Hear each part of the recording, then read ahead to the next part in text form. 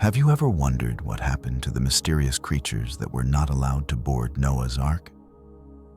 In a world shrouded in the darkness of sin, when floodwaters rose to cleanse everything, who did God choose to save, and who was left behind? The giant Nephilim, strange creatures now lost to legend and secrets buried beneath the waves. These hold the key to understanding one of the greatest events in biblical history. Today, we embark on a journey to uncover the truth behind the Great Flood, where the creatures left behind left lessons so profound they'll change how you view faith and creation. Picture a world ruled by violence and pride, where humans and creatures alike defied the Creator's intent. Noah, a righteous man, stood at the crossroads of life and death, tasked with building an ark to preserve life. But not every creature was invited aboard. Why? And what legacy did those left behind leave for us today? Stick around until the end to unravel these mysteries, and you'll see that the story of the Great Flood is not just history. It's a reminder of God's power and mercy. If you love inspiring and mysterious Bible stories, hit that like button now and subscribe to our channel so you don't miss out on more discoveries.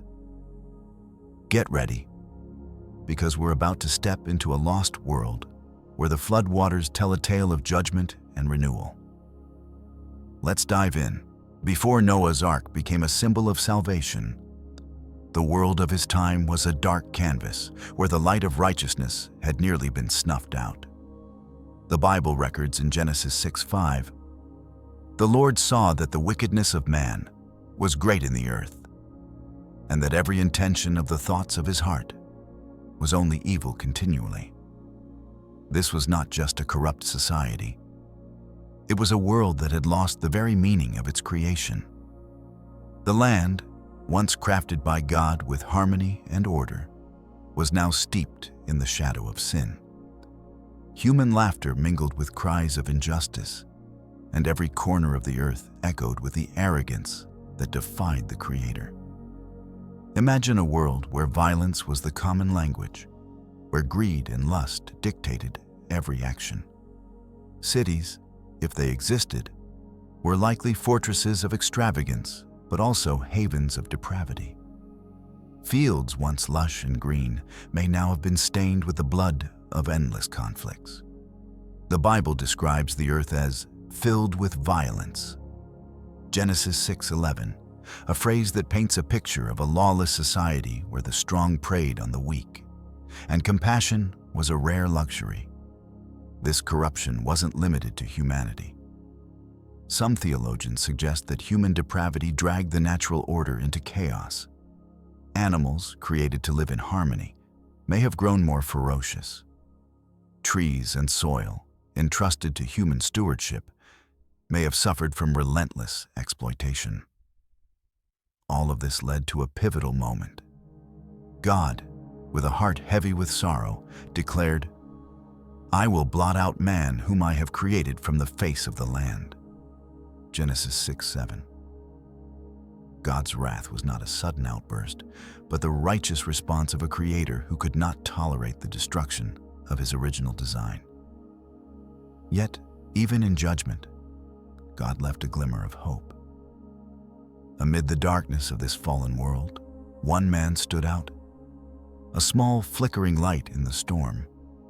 Noah, the righteous one, would become the bridge between the old world and the new. But before the ark was built, we must first understand the creatures that brought this world to ruin. Creatures God chose not to allow onto the ark of salvation. Among the greatest mysteries of the world before the Great Flood, the Nephilim stand out as both terrifying and fascinating. Genesis 6:4 states, "The Nephilim were on the earth in those days, and also afterward, when the sons of God came in to the daughters of man, and they bore children to them. These were the mighty men who were of old, the men of renown." These brief but haunting verses open a door to questions that remain unanswered. Who were the Nephilim? Why did they exist? And why were they denied a place on Noah's Ark? The Nephilim, according to many interpretations, were the offspring of an illicit union between the sons of God and the daughters of man. Some scholars argue that the sons of God were fallen angels, spiritual beings who rebelled against God and sought to corrupt His creation. The Book of Enoch, a non-canonical text influential in Jewish tradition, details how these angels taught humanity forbidden knowledge, from crafting weapons to practicing sorcery, leading to profound moral decay. The children born from these unions were not mere humans, but hybrids, endowed with supernatural strength yet steeped in sin. Another interpretation, more common in modern theology, suggests that the sons of God were descendants of Seth, the faithful line, while the daughters of man came from Cain's rebellious lineage. The mingling of these lines led to moral corruption, and the Nephilim were the result of this blend of faith and pride. Regardless of the interpretation, the Nephilim are described as giants, towering in stature and formidable in strength. They were men of renown, perhaps warriors or powerful leaders, but their hearts were filled with arrogance and wickedness. Picture the scene: beings towering taller than modern houses, striding across the earth with near-divine confidence. They may have built massive structures, led armies, or even been worshipped as gods by those around them. But in God's eyes, they were an abomination. The Nephilim's existence was not just a biological anomaly, but a symbol of the broken sacred order. They were living proof of how humanity, when it turned from God, could drag creation into a spiral of sin. This is why the Nephilim were not allowed on Noah's Ark. They were not just victims of the Great Flood. They were a key reason it became inevitable. Ancient myths, from the Titans of Greek mythology to Sumerian tales of superhuman heroes, may be faint echoes of the Nephilim. Though distorted over time, these stories preserve the image of colossal beings destroyed by a divine catastrophe. In the Bible, their fate is clear. They were swallowed by the cleansing floodwaters, leaving no trace in the new world. The Nephilim were not the only creatures excluded from Noah's Ark. The Bible does not name them specifically, but it hints at other beings, known only to God, condemned alongside humanity. What were these creatures? Could they be the massive dinosaurs uncovered by modern science and fossils? Or perhaps hybrid beings, products of unnatural interference with the natural order? These questions lead us into a realm of speculation, but one that is endlessly captivating. Consider the possibility of dinosaurs. Many creationists believe that creatures like Tyrannosaurus rex or Brachiosaurus roamed the pre-flood world. The massive fossilized skeletons unearthed worldwide testify to an era when the Earth sustained beings beyond our imagination. Why weren't they on the Ark? Some scholars suggest their sheer size made it impossible to house them. The Ark, though vast, could only hold a limited number of species. Additionally, the post-flood world, with its altered climate and ecosystems, may not have been suitable for their survival. Another theory, drawn from ancient Jewish texts like the Book of Enoch and Jubilees, speaks of hybrid creatures. These texts describe a pre-flood corruption, not just of morality, but of the natural order itself. Humans or supernatural forces may have engaged in crossbreeding experiments, producing bizarre creatures that defied God's design. Genesis 6:12 states, "All flesh had corrupted its way on the earth," a phrase that may refer not only to humans, but to animals altered unnaturally. These creatures, whether born of sorcery or ancient science, were deemed aberrations by God, unworthy of preservation. Imagine a world where strange beings roamed, creatures with asymmetrical forms, birds with claws sharp as knives, or colossal reptiles unlike any species today. They may have terrified or fascinated humanity. But to God, they were signs of a creation gone astray. These beings were not invited onto the ark, not out of a lack of mercy, but because they had no place in the world God was about to recreate. Traces of these creatures may linger. Fossils of bizarre species, like giant marine reptiles or prehistoric mammals, could be remnants of that lost era. Ancient cultures, from China's dragon legends to Native American tales of monsters, seem to preserve memories of creatures long gone. These stories, though exaggerated, may reflect humanity's attempt to make sense of a world once filled with wonders and terrors. In a world submerged in darkness, Noah emerged as a small but unquenchable flame. The Bible describes him as a righteous man, blameless in his generation. Genesis 6:9. While all of humanity turned from God, Noah chose obedience. He was not a king or warrior, but an ordinary man with extraordinary faith. This faith made him God's chosen one for an unprecedented mission: to build an ark of salvation in a world doomed to destruction. Picture Noah standing in an open plain under the mocking gazes of those around him. While the Nephilim flaunted their strength and cities drowned in sin, Noah and his sons, Shem, Ham, and Japheth, sawed wood, drove nails, and raised a colossal structure. The ark, measuring 300 cubits long, 50 cubits wide, and 30 cubits high, was an unimaginable feat for its time. It was more than a vessel. It was a symbol of hope and obedience. Each hammer strike, each plank set in place, declared Noah's trust in God's word, even as the world scoffed.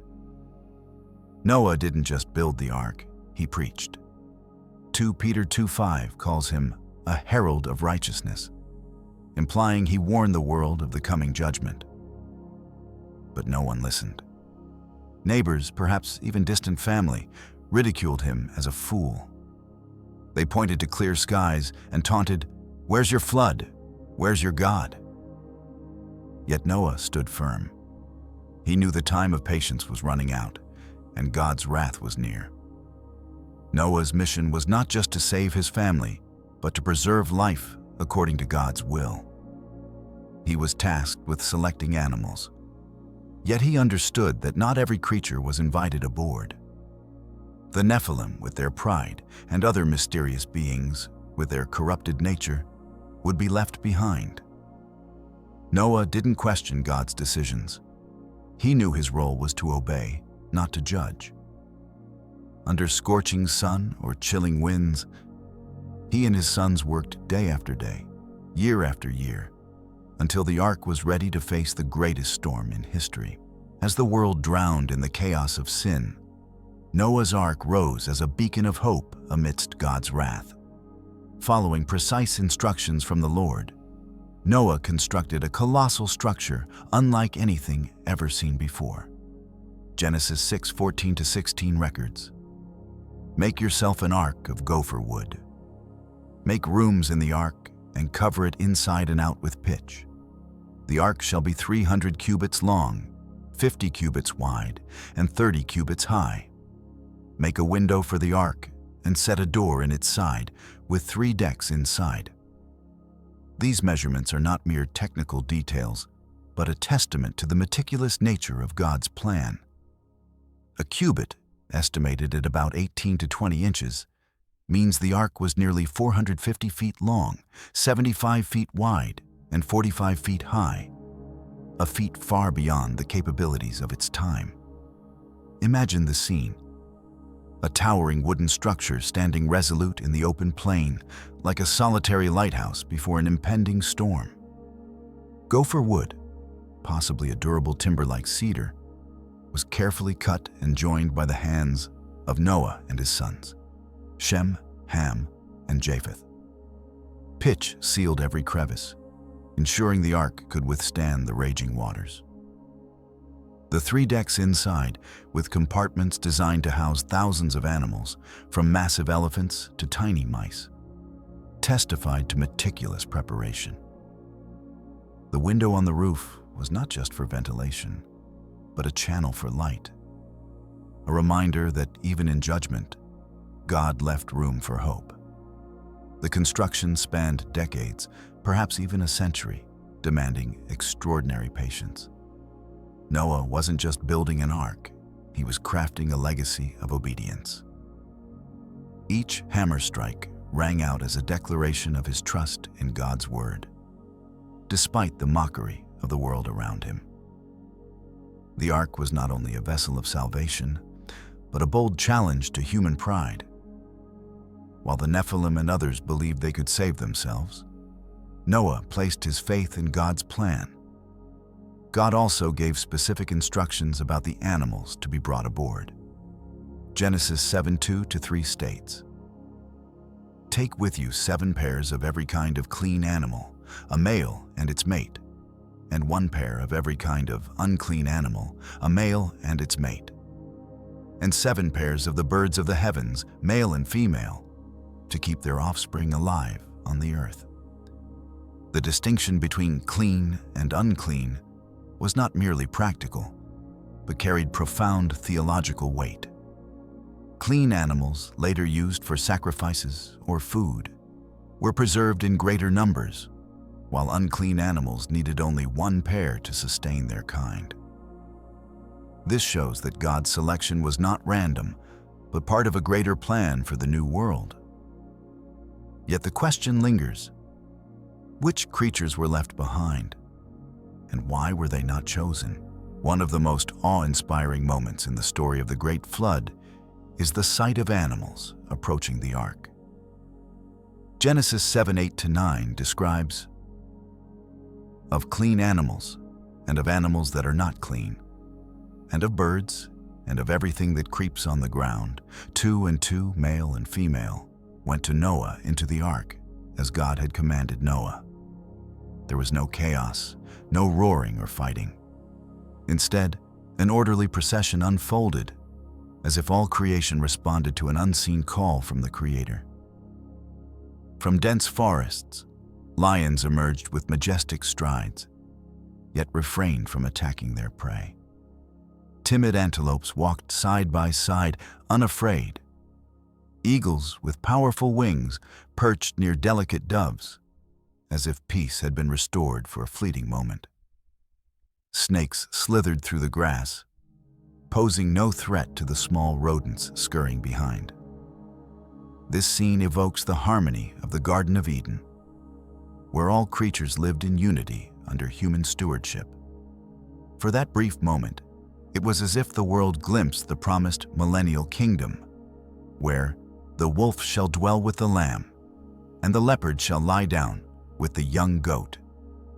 Isaiah 11:6. This event was not just a miracle, but a testament to God's sovereignty over all creation. No one led or coerced them, yet the animals came willingly to the ark, as if their instincts were guided by the Creator's invisible hand. Some scholars speculate that God instilled a supernatural call in these creatures, prompting them to act against their natural instincts. This starkly contrasts with the creatures excluded from the ark. While lions and doves were guided by God's will, the Nephilim and other mysterious beings stood apart, arrogantly believing their strength or nature could save them from the flood.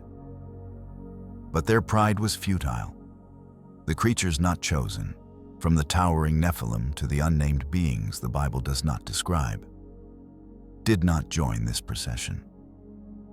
Perhaps they stood at a distance, watching the ark with suspicion or scorn. Perhaps they mocked Noah, believing wooden walls could not withstand their power. But they did not realize that the ark's door was not just an entrance to life, but the boundary between salvation and judgment. When that door closed, their fate was sealed. The miraculous march of animals into the ark was a prelude to an even greater event. The wrath of God was about to be unleashed. The day of judgment arrived. Genesis 7:11 to 12 records.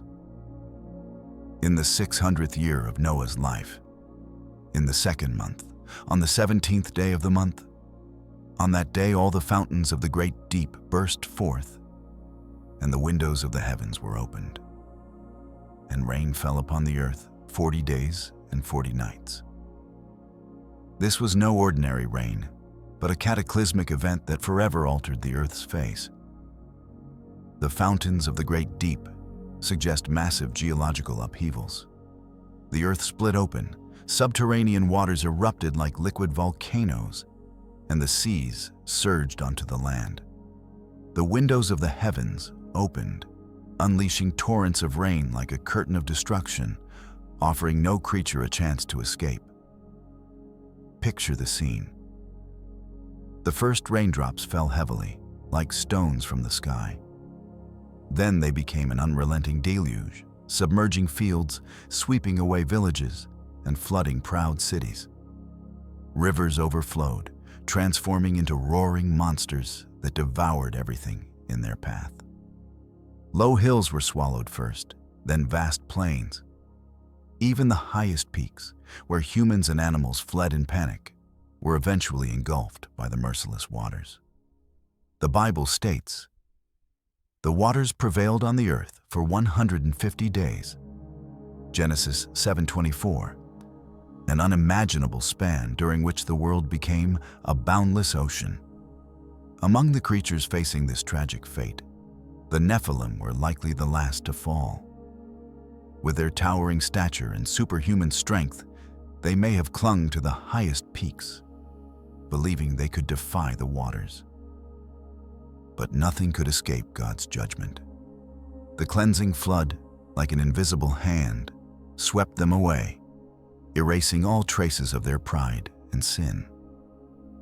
Other creatures, from the colossal beings science calls dinosaurs to bizarre hybrids that may have existed, also vanished beneath the waves. No cries, no traces, only the silence of a world submerged. Inside the ark, Noah and his family felt the storm's ferocity.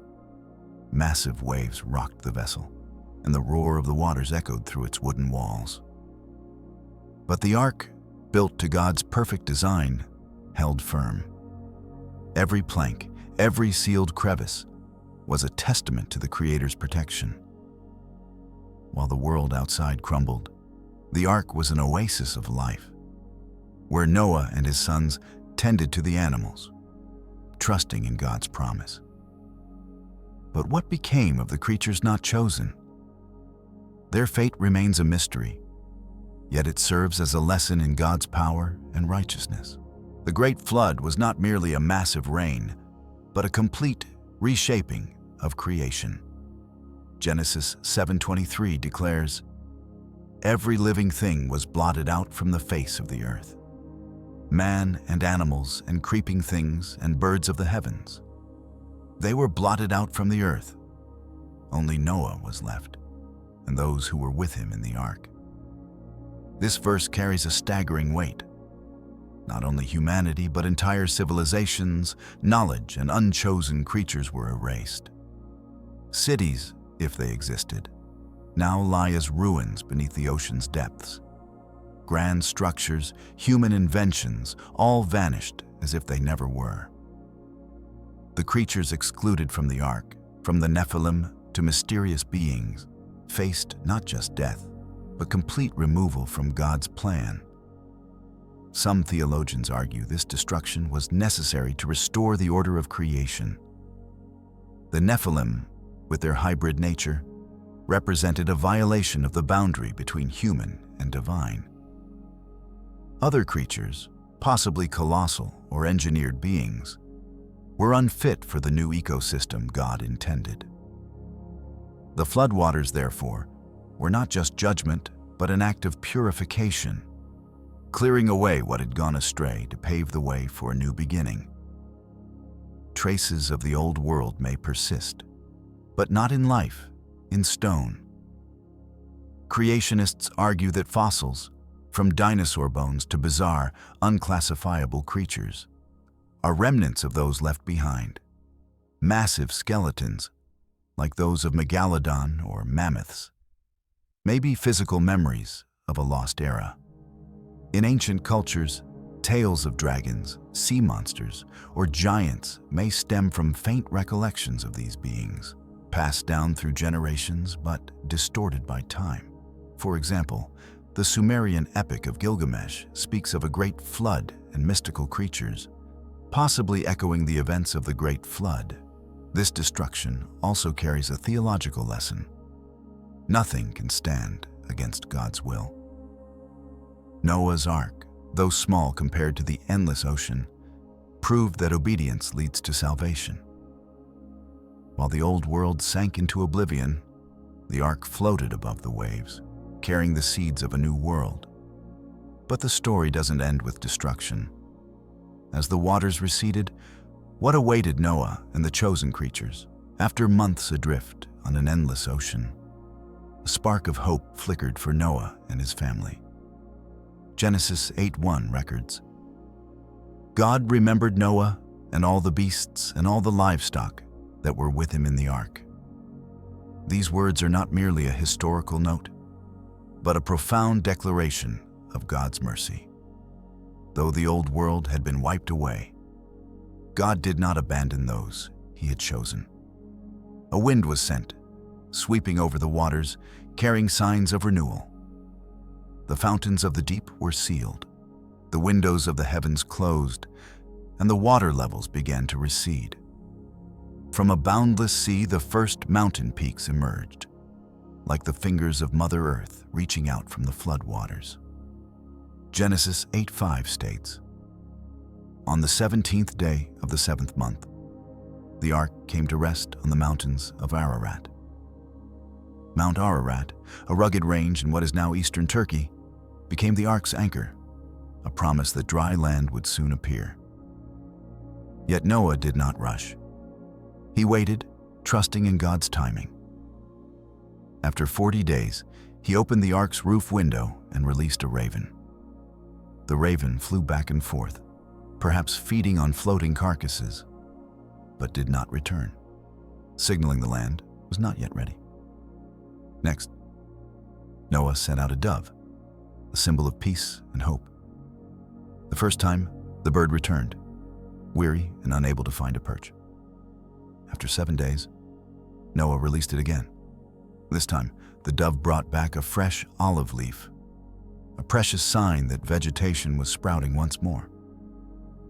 The image of the leaf in its beak is not just a minor detail, but an emotionally charged moment. Life had returned, and a new world was taking shape. 7 days later, Noah sent the dove a third time, and it did not return, indicating that the dry land was now sufficient for life to thrive. This moment marked a turning point. From the darkness of judgment, the light of renewal dawned. The ark, once a refuge amid the flood, now became a bridge between the old world and the new. But the world Noah was about to enter was unlike the one lost. What remained and what had vanished would shape humanity's story forever. When Noah and his family stepped out of the ark, they faced an entirely transformed earth. Genesis 8:22 declares, "While the earth remains, seed time and harvest, cold and heat, summer and winter, day and night, shall not cease."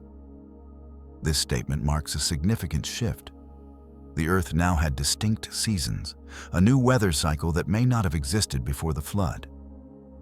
Some creationists suggest the pre-flood world had a stable climate, watered by a mist that went up from the land, Genesis 2:6, with no rain.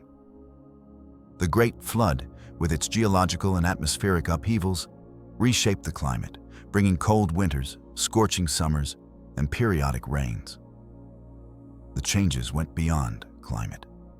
The Earth's geography was reshaped. Vast plains from before may have become deep valleys or been swallowed by the sea. New mountains, like the Ararat Range, rose high, creating a rugged landscape. Biblical geologists argue that fossil-bearing rock layers worldwide are evidence of the flood's geological disruptions, when continents were torn apart and rearranged. Rivers and oceans carved new paths, redrawing the map of a reborn planet. Another profound change was the relationship between humans and animals. Genesis 9:2-3 states, "The fear and dread of you shall be upon every beast of the earth and upon every bird of the heavens, upon everything that creeps on the ground, and all the fish of the sea. Into your hand they are delivered. Every moving thing that lives shall be food for you. And as I gave you the green plants, I give you everything." Before the flood, humans may have lived in harmony with animals, following a vegetarian diet, Genesis 1:29.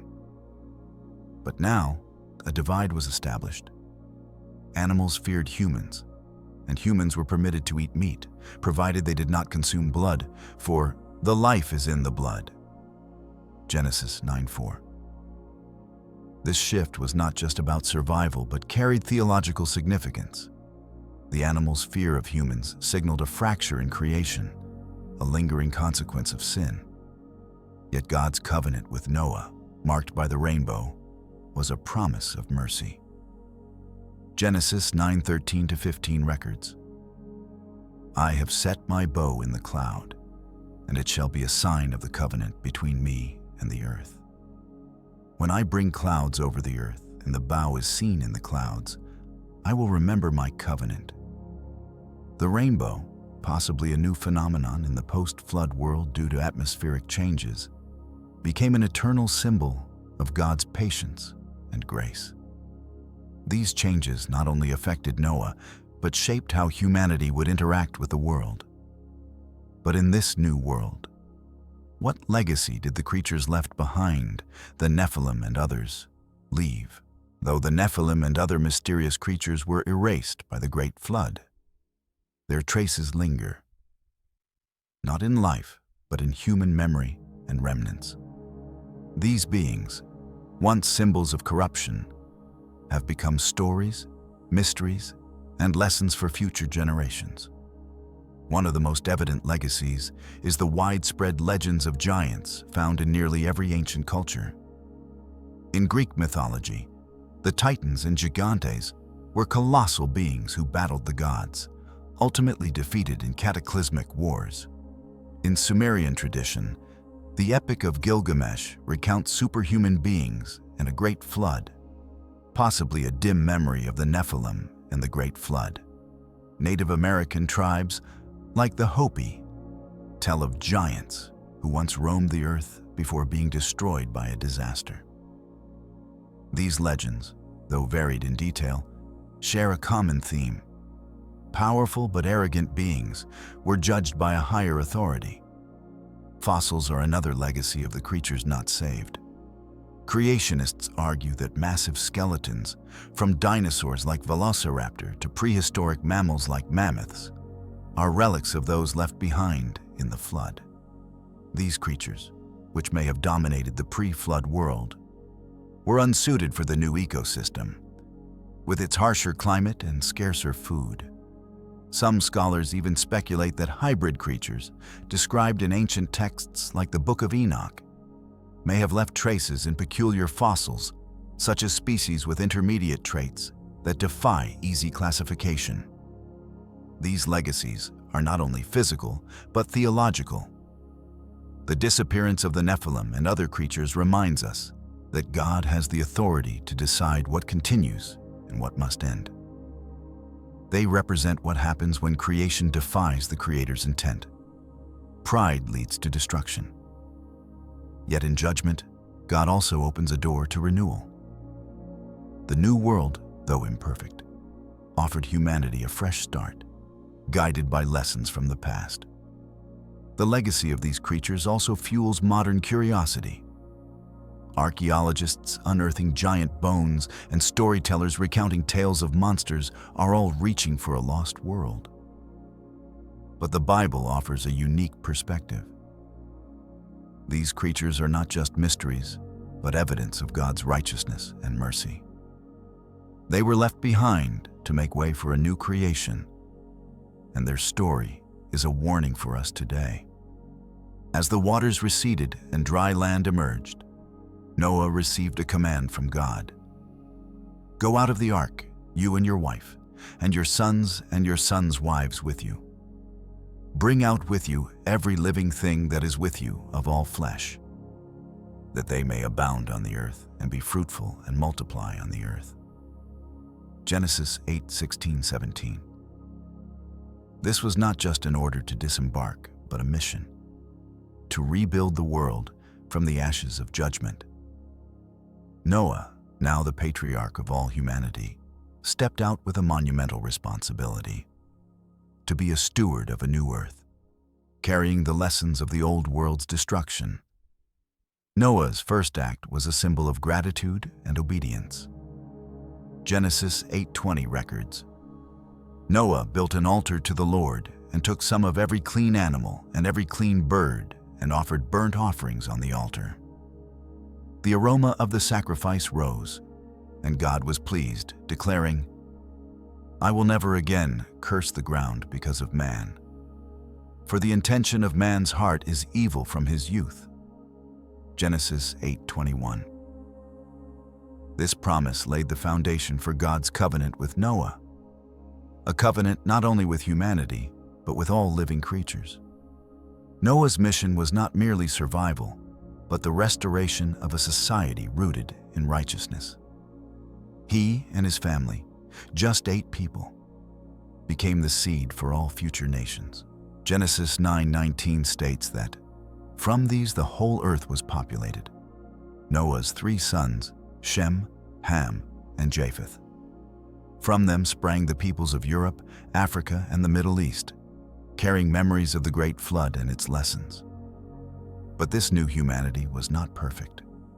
As God noted, the human heart still leaned toward evil. Yet the Rainbow Covenant was a reminder that God chose patience over total judgment. This mission raises a question for us today. What do the creatures left behind, the Nephilim, the giants, the hybrids, teach us? They remind us that pride and deviance lead to destruction, but obedience and humility pave the way to salvation. Noah, with his unshakable faith, is a model for how we navigate a challenging world. His story is not just history, but a call to reflect on our role in God's plan. Noah's new world was a beginning, but the legacy of the creatures left behind still echoes, challenging us to live according to the Creator's intent.